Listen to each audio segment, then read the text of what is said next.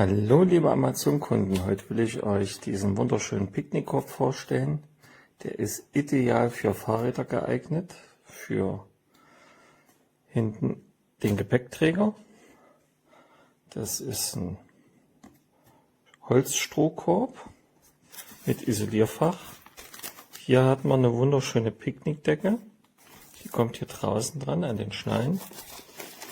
Natürlich dürfen die Sektgläser nicht fehlen. Es sind Teller dabei, Stoffservietten, Besteck, ein Flaschenöffner, alles damit man im Grün auf der Wiese ein wunderschönes Picknick machen kann.